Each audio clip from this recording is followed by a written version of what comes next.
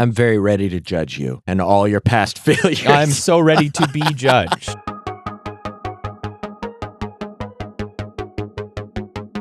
Well, hello, everyone, and welcome to the Bible Geeks podcast. This is episode 215. I'm Brian Shealy. I'm Ryan Joy.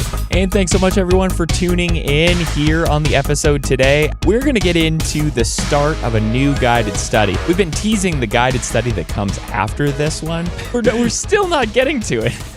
We're getting to it. We've been talking about this Square One series we've been wanting to do for a while, all about evangelism. Before we get to Square One, we're going to do a 3-part guided study on getting to Square One. But I think this is kind of the disciple-making tool that you can use to know how to better lead a discussion with an unbeliever in that Square One series. So, yeah, a lot of stuff to talk about here in this Getting to Square One guided study that we're going to be doing. I'm excited about it. Yeah, so if you think of Square One as a conversation guide for leading someone from Square One, from starting at zero at the beginning and going into the gospel, Getting to Square One focuses on the disciple who wants to have those conversations, the one who's trying to lead those discussions and lead people to Christ. And so the goal of this series is to make sure we understand evangelism biblically and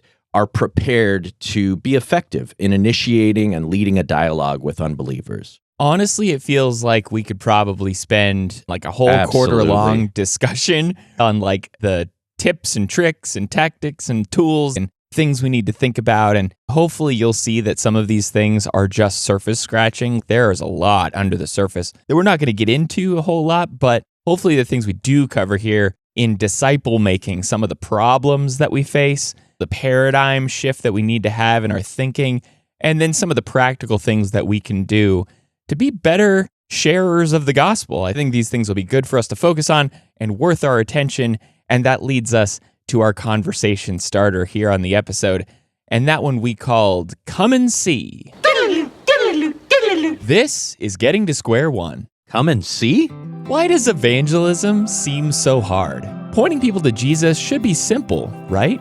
Didn't the earliest disciples say, "Come and see," and people listened? It hardly ever feels that easy. It can seem downright frustrating in our modern age of skepticism. If your spiritual conversations have ever gone off the rails, spiraled out of control, or maybe you've stuck your foot in your mouth, it's time to get back to basics. In this short study guide, Getting to Square One, we'll focus on the disciple who wants to have a more productive version of these important conversations. The goal? To understand evangelism biblically, so we can effectively start and guide these interactions. So here's the big idea. Making disciples is challenging, but it's easier if we get out of our own way. We start with grand goals to turn the world upside down, but sooner or later, our evangelistic efforts face their biggest obstacle, us. Our long-term goal of getting people connected with Jesus can quickly lose out to short-term objectives like winning an argument or tribalistic fighting. Even Jesus' disciples lost sight of their true purpose when they almost called down fire from heaven after people wouldn't listen. With the best intentions, we can become our own worst enemy. The job is hard enough. Many in the world are already weary of the attempts to convert them. Most people can see a sales pitch from miles away. It's why door knocking and pamphlet peddling may not be as compelling as they were decades ago. Let's ask God for clarity, discernment, and open doors to influence the world. While our job is to plant and water, as Paul talks about in 1 Corinthians 3, verse 6, sometimes we build self-imposed barriers that keep us from getting started. But praise God that the most difficult work, changing people's hearts and causing an increase, isn't ours to do. So here's the big question. What obstacle keeps you from sharing your faith effectively? So follow along with this short guided study at BibleGeeks.fm/Square One, and may the Lord bless you and keep you. Shalom. So the big idea there was that making disciples is challenging, but it's easier if we get out of our own way. It is not news to anyone who's done this work that it's challenging. That's not a headline. That is a news flash, right? Breaking news. Where do we start working that problem? And our main idea for this episode is that we start with ourselves, like so many things in following Jesus, right? It's like football coaches talk about how they don't want to be beating themselves through poor preparation or mental errors or penalties. Our brains are in football mode. You'll see in these next 2 episodes. We don't want to be that team who is just not giving themselves a chance. The other team isn't beating them. We've already beaten ourselves before we even started. We don't expect to bring every soul to the Lord, of course. That's just, everybody has their own choice. We understand that. But we want to get our heart and our approach right. And so that's the first thing here we want to get to. But what's the big question? Yeah, so the big question we asked there in that conversation starter was, what obstacle keeps you from sharing your faith effectively? I think all of us are going to have different answers for that. But as the great poet Avril Lavigne once said, why'd you have to go and make things so complicated?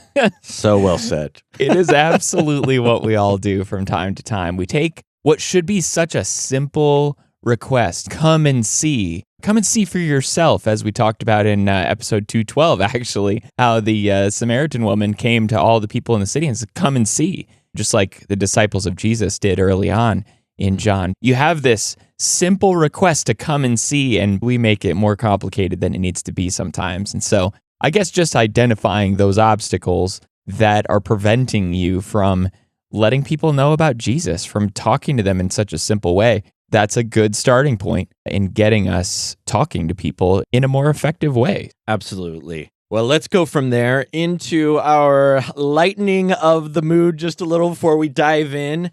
And that is our icebreaker. Here's the question. If the definition of insanity is trying the same thing over and over, expecting a different result, what's an area of your life you might admit is a little insane?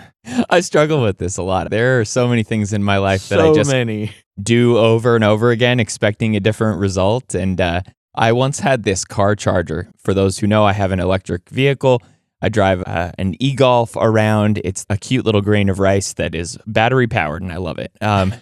But I had a car charger one time, and I would plug in the car charger, and it would never reliably charge the car. I'd plug it in, and I'd walk away, and I'd come back, and the car hadn't charged at all. And for whatever reason, I just kept plugging in that old charger over and over again, mindlessly thinking that everything would be fine. Oh, this time it'll be okay. And you know that saying, fool me once, shame on you. It was like, fool me 3,000 times, and then it's shame on me for sure. I never really learned that lesson. I kept doing it over and over again and getting out to the car in the morning and just going, oh man, I did it again. Oh man, yeah, there are so many things. Again, with the season that is starting right now, my mind immediately went to being a sports fan and just letting myself get carried away, hoping for great things in a season, only to be disappointed. A friend of ours, Alan, and I were talking the other day about just all the times that the Suns were so close, and it just Phoenix breaks your sports heart. in general. Oh, man. Absolutely. Yeah, so Arizona fans know what heartbreak is. And so, you know, I'm like, never again. And then I'm like, actually, they got a good roster this year. And then it happens again. But we love to do the same things over and over again, thinking that we'll have a different result for sure. So let's move on to our first segment here on the episode. And that is a segment that we call Like the Teacher. And this is where we go and see something that Jesus did in his life, some example that we can follow. He may not have said very much here, but he's doing a lot. And that's from Luke chapter 9, verses 51 through 56. Yeah, so here we are as Jesus is setting his face to go to Jerusalem. So this is the hinge of the book of Luke as he's starting the long journey, and the long journey of preparing his disciples and preparing everything for him to leave, really, in so many ways. And he sends messengers ahead to the Samaritans, and they're preparing things, but the people didn't receive him. And when his disciples, James and John, saw it, they said, Lord, do you want us to tell fire to come down from heaven and consume them? I almost hear like a WWF wrestler kind of bringing the noise on them. Yeah, smacking them down. But he turned and he rebuked them, and they went on to another village. So when you see Jesus' response to James and John, there's a lot to learn from both their response and then realizing they didn't have the right response. What do you take from that? Yeah, I can see their frustration, honestly. Yeah. When I start thinking about it from their perspective, they're passionate about Jesus. They love Jesus. They're passionate about his authority, and they want people to respect him. What is more noteworthy or noble than that? As a disciple of Jesus, to be called somebody who wants Jesus to be respected is not a bad thing. They see the importance of where others don't see the importance of Jesus. They're seeing things differently. So it's also, as Jewish men, it's not exactly like they don't have examples in the Old Testament of this very thing they're asking to be done, right? Like, I'm sure in their mind, they're thinking like the city of Sodom and Gomorrah, and as God like calls down fire and destroys that city, and like, hey, God's done this before, we can do it again, and they're just not seeing the shift in Jesus' approach. They don't understand that Jesus is not about smacking people down for not following him. He's giving people an honest opportunity to respond in faith and to accept him. Obviously, he's being clear and decisive, and he wants people to make the right decision, but he's not going to strong-arm people into doing it.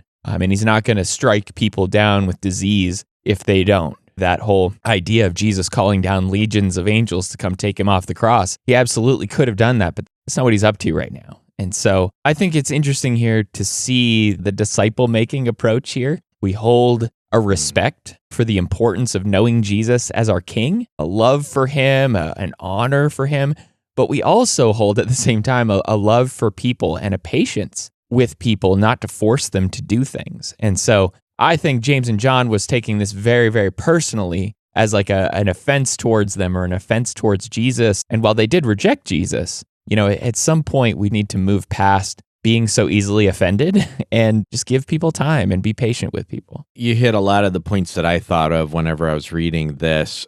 One specific example in the Old Testament is really similar to this. Like they might have been thinking about when with the Samaritans, just like Jesus is with here, Elijah said to the Samaritan king, if I'm a man of God, let fire come down and consume these 50 men that you've sent against me. And he kept sending 50 more and 50 more. And there in 1 Kings 1, that very thing happened. But Jesus is not Elijah. This is a different moment, a different mission. And James and John, like you said, they see this dissonance between Jesus' authority and these Samaritans' refusal to receive him. And that dissonance, that authority should mean judgment on them, and it will. But that's not how this mission works now, and Jesus expects rejection. He keeps telling them, I'm going to be rejected from many, and he allows it. That is a part of his love, and his patience is to let people choose. He offers this extraordinary invitation of love and forces no one. And that has really transformed my evangelism to settle into that more and more. This truth that, hey, Jesus didn't win most people to his perspective, and he accepted that. They were wrong, and it is the worst kind of thing. But maybe some of them eventually did come to him. They're going to have that time to do so. It's the parable of the wheat and the tares. We're going to have both all mixed up together in this world for a period until a harvesting comes. Paul says that the love of Christ compels us. It's like a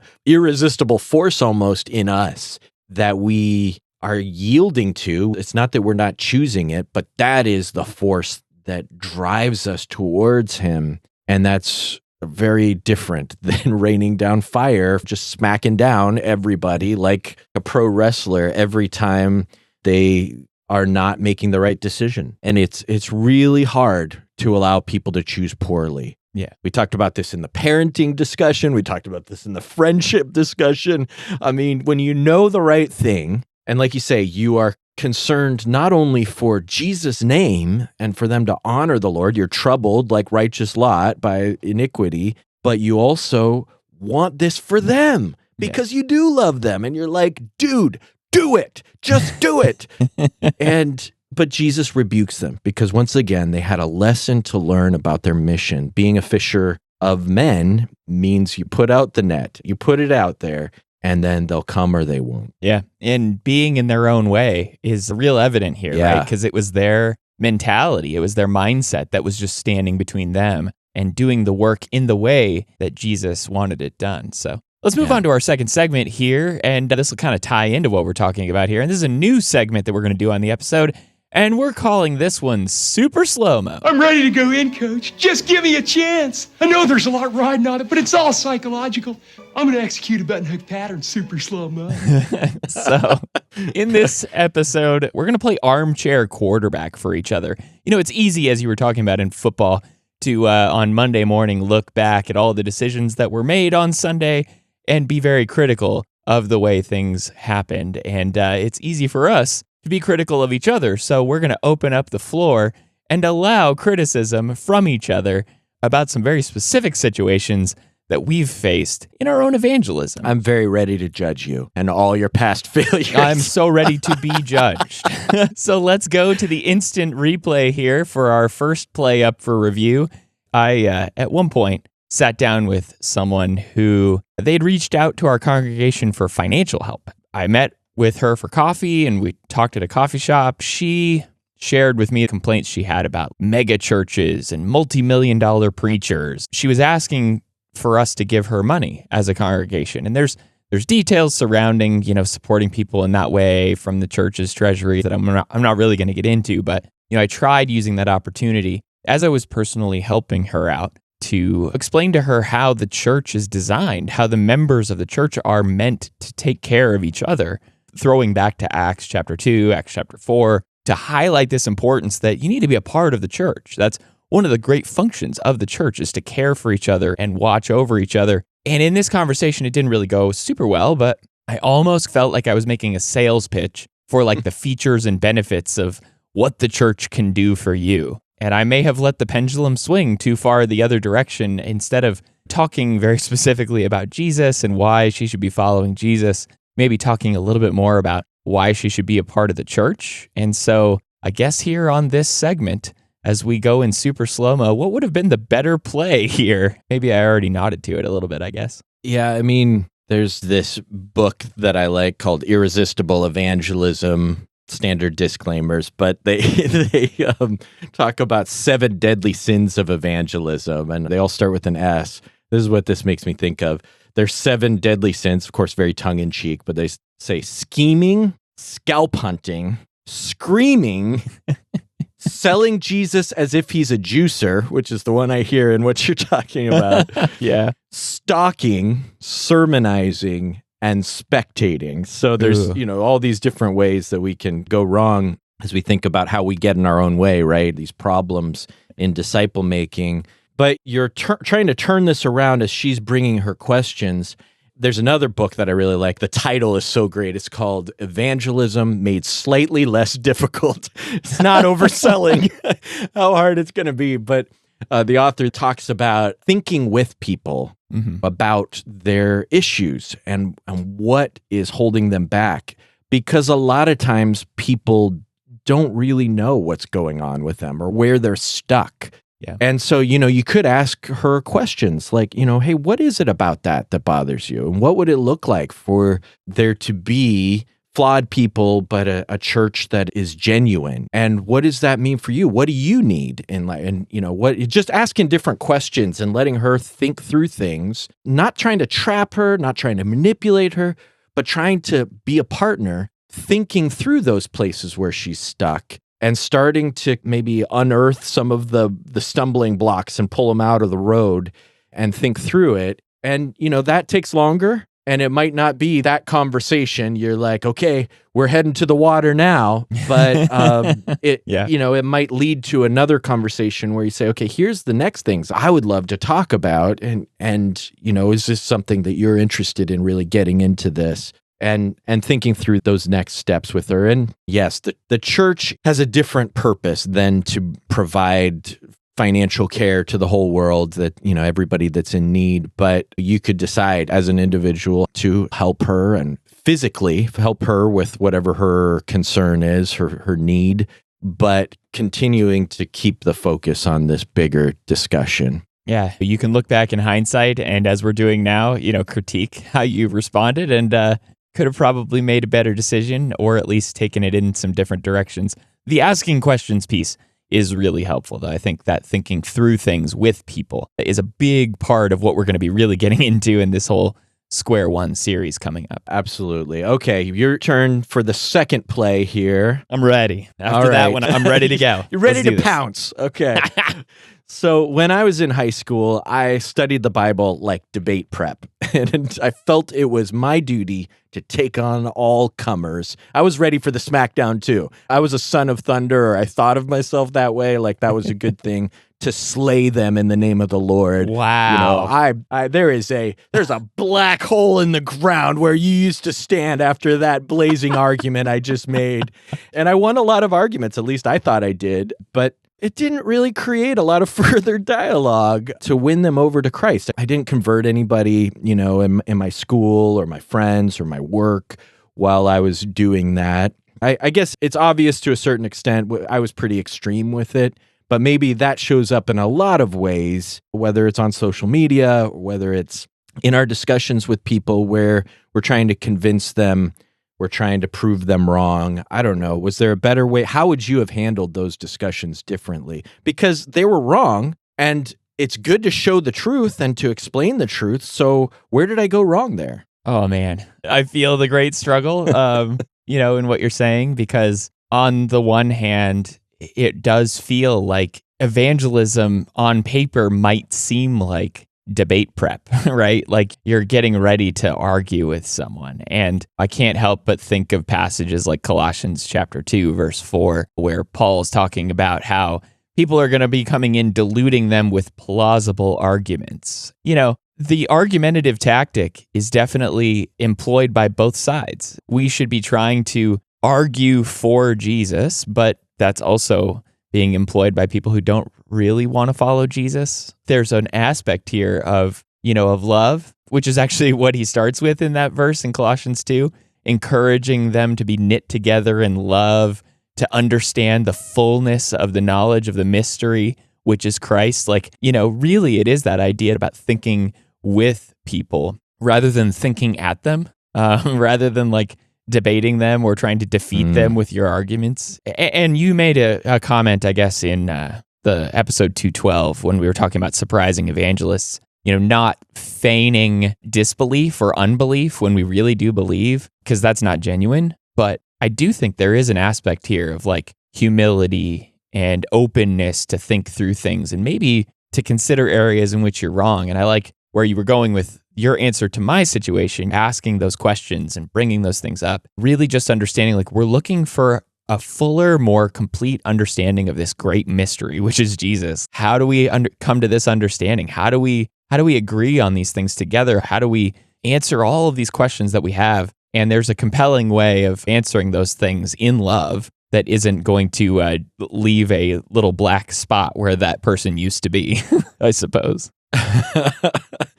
You use the term tactics there, and there's actually another. I feel like I'm just going to give a massive bibliography in this episode. Good, yeah. It's not what I was trying to do, but there's another helpful book called Tactics by Greg Koukl, and he kind of goes into, similar to what I said about one of the previous books, into this discussion on a different, it's almost like, I think of it almost like Aikido, where you're using their momentum to help them get to where you want them to go by just asking a different kind of question, like, that's interesting. What makes you think that way? Or how did you come to that conclusion? And let them think through it as they go, and they are revealing their own inconsistencies. Usually, if they're holding to a false view, a lot of times they'll even see it as they're sort of working through it. And the goal is not to, they're revealing weakness. Now here's where I stick the knife and work it, because then they'll become really defensive and walled off.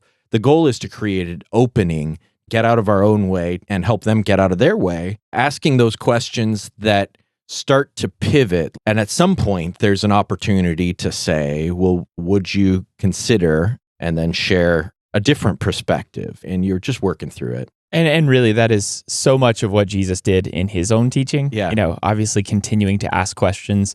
I guess that leads to my third play here. Feel free to critique, get your armchair quarterback on.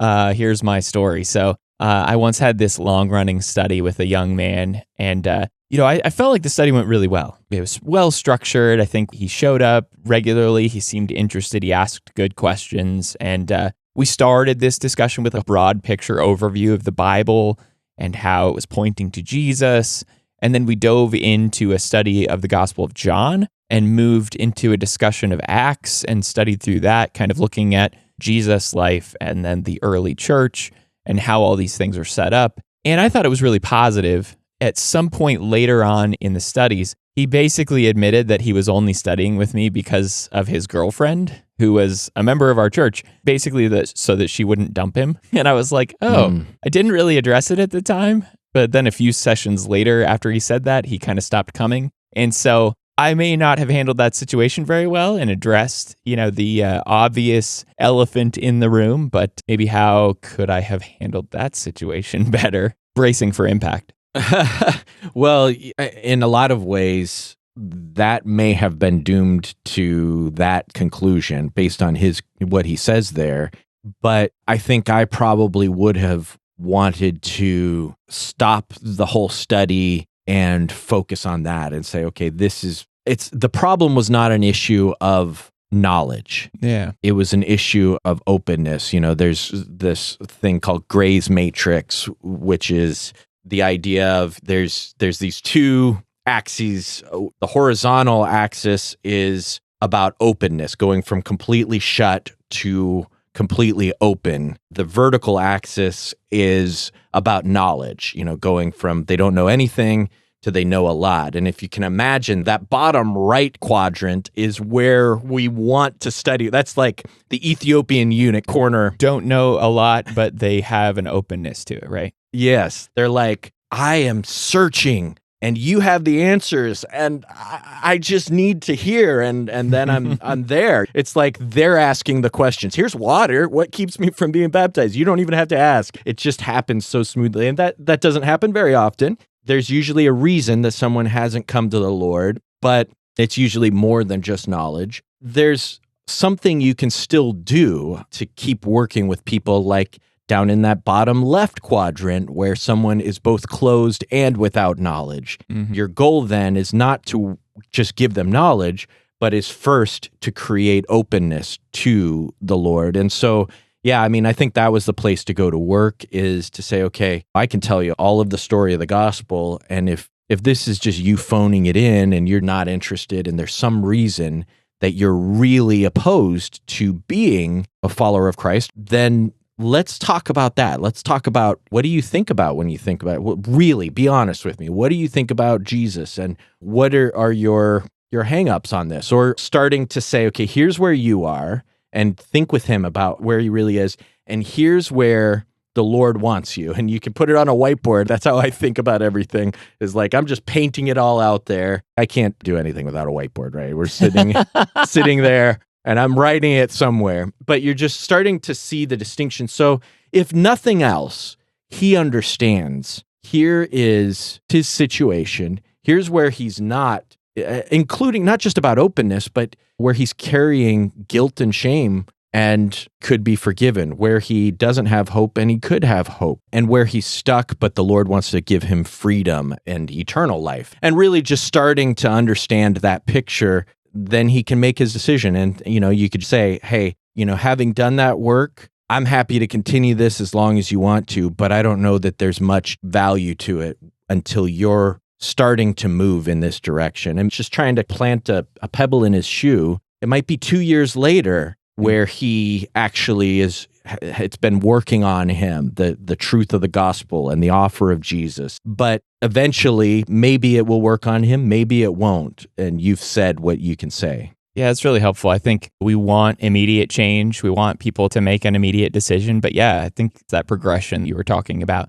I knew it was going to be very early in the conversation. You're going to bring up Gray's matrix. Yeah, that's a kind of a paradigm that's been helpful to me, and I think it might show up again as we think through these ideas. But my fourth play is moving a little forward. So we went from Ryan in high school, now Ryan in college. I had kind of two modes. One was keeping my faith to myself, and the other was asking someone to do a formal Bible study with me. In between, I was a bit cagey. And, anybody close to me knew I was a church guy. I mean, I wasn't something I kept as a secret, but I kept the conversations close to the vest. I wanted to control the variables. I wanted to know that I was going to be able to have a conversation that was not going to be more of that kind of just me arguing and fighting, but also not creating a weirdness in the whole class. I wanted to figure out, how do I be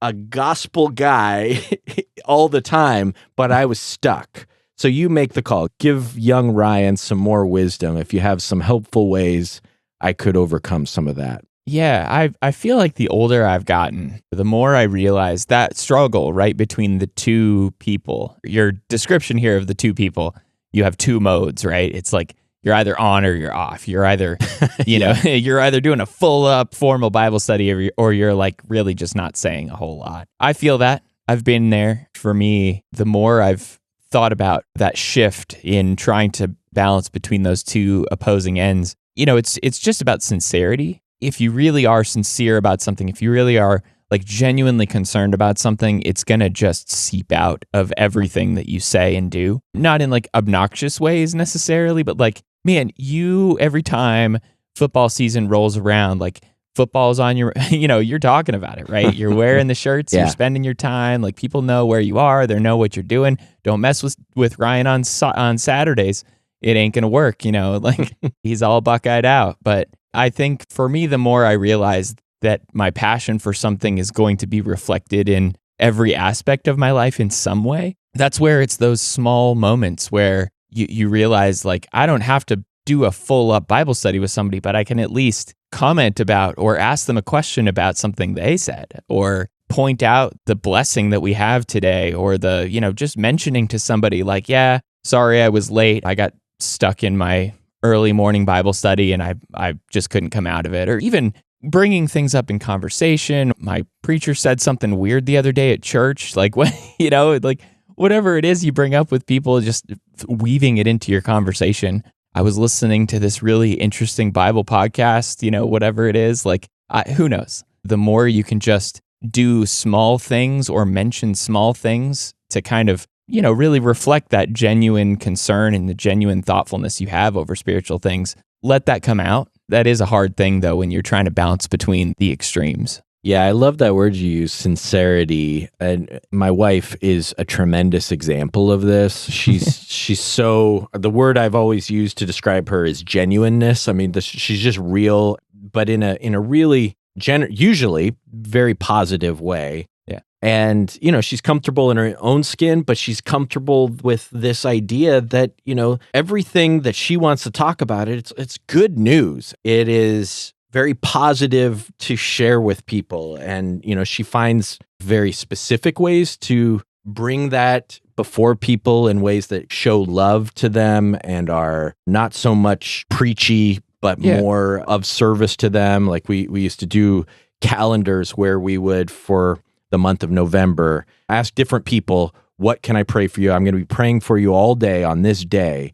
And what can we pray for you in this? Or, just anytime something came up that could be a connection, she wasn't trying to manipulate the conversation. She wasn't trying to do too much with it, but just putting it out there. And that's been a good example to me of like settling in, like you say, onness, turning off the on and just instead trying to get through the layers of what will they think? How do I angle this? You're trying to win the interaction or something. Yeah. And just letting the whole thing of who you are show up.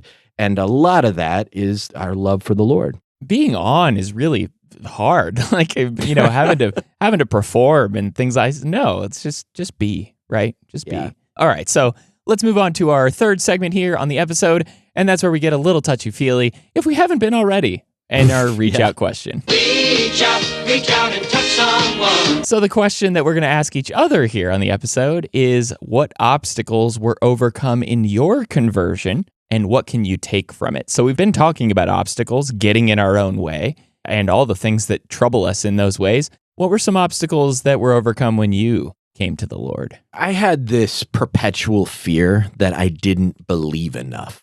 Like there's this threshold of convincedness, and I still hadn't pushed the faithometer reading into the green, but the real obstacle was a paralysis of analysis. I mean, it was like just an avoidance of decision and commitment. I needed someone to hold up the choice for me, to create a moment where I had to either reject or follow Christ. It's just a question, but we need to know when to ask it, when is the right time, and we need to know that it matters that we ask the question at that moment. Sometimes the Ethiopian eunuch asks the question, what keeps me from being baptized? But sometimes, like my friend at the time, our evangelist, he asked me, Ryan, do you want to become a Christian, be baptized into Christ? The walls came down, the tears rolled down with it, and I said yes. I just sort of melted and said yes, because I was holding all of this, but I didn't know that there was a crossroads in front of me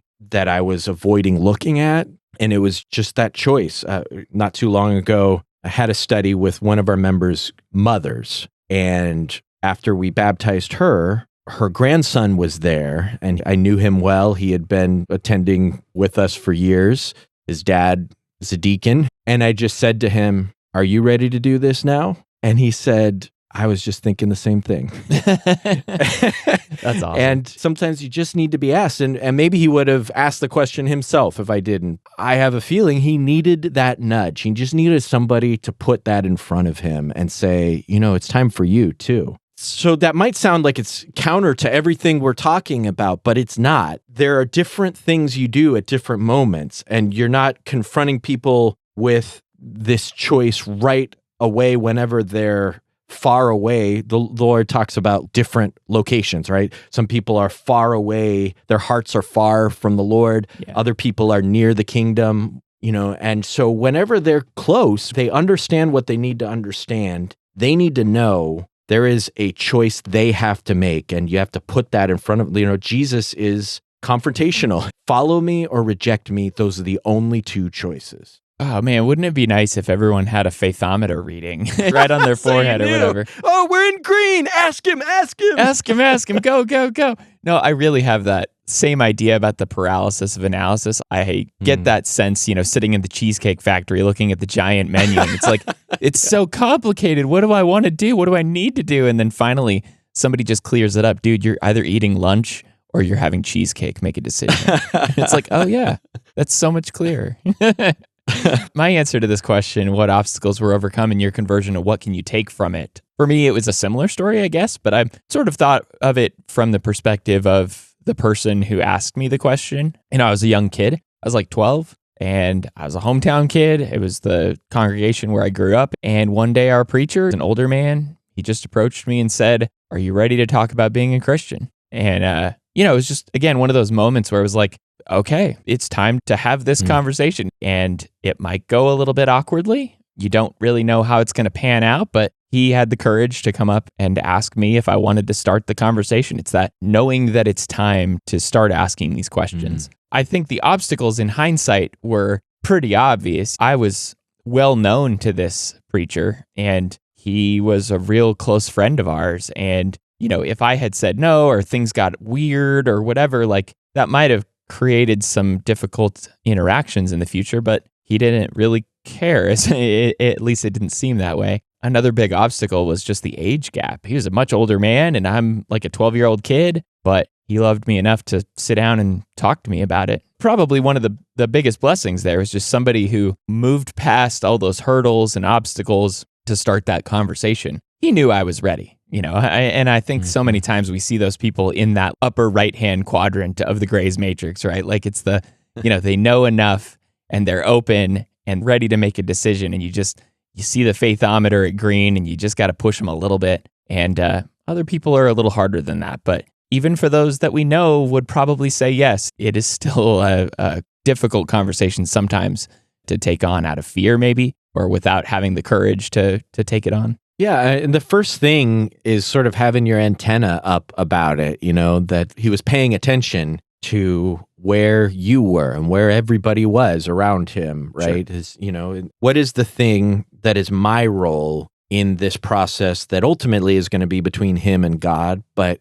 there is a place where we need to insert ourselves and say, okay, I have a question for you. I have an invitation for you. It's not that could have been the extent of what he did at that time. Just ask you the question. You said no, move on, and we'll see about later. And what is the next step? And what is the, but yeah, we have one of our former elders always talks about having a spidey sense about people, like I'm concerned about their soul, or I think it's time for this conversation or whatever, but just keeping that awareness and feeling a sense of ownership over what is mine to do here. Yeah, developing that sense of intuition about people and when the right time to ask and when the right time to kind of give them space. It is discernment for sure, which maybe leads into our challenge for this week. I am ready to face any challenges that might be foolish enough to face me. And this challenge is what we just did. I guess we get a check mark already on this, because the challenge is have a conversation with someone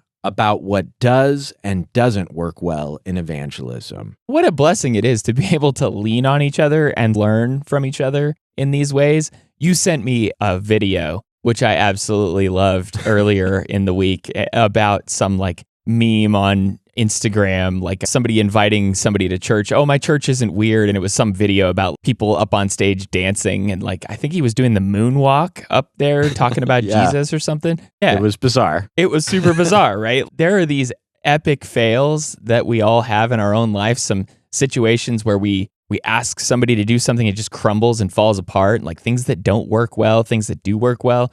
But being able to learn from each other in these situations and share our own experiences, I think is a huge benefit to being able to lean on each other in this way. Absolutely. Yeah. I mean, it's important to have partners. It's okay, let's get into it and think through where they are and what you can do. And let me pray for you and however I can help you. And a lot of it is just encouragement. But yeah, working through, like you said, the discernment of thinking about our fails and, being able to share them without, being so embarrassed that we can't be open about, hey, this did not work. And I've learned a little bit since then. Yeah. Well, I talked about praying about this, and prayer is such an important part of these efforts to make disciples for the Lord. He's going to be our most important partner in this work. So our closing prayer, our suggested request in the study guide is, Father, give us open doors and wisdom in engaging with outsiders, as Paul calls them in Colossians 4:2-6. So let's go to God in prayer.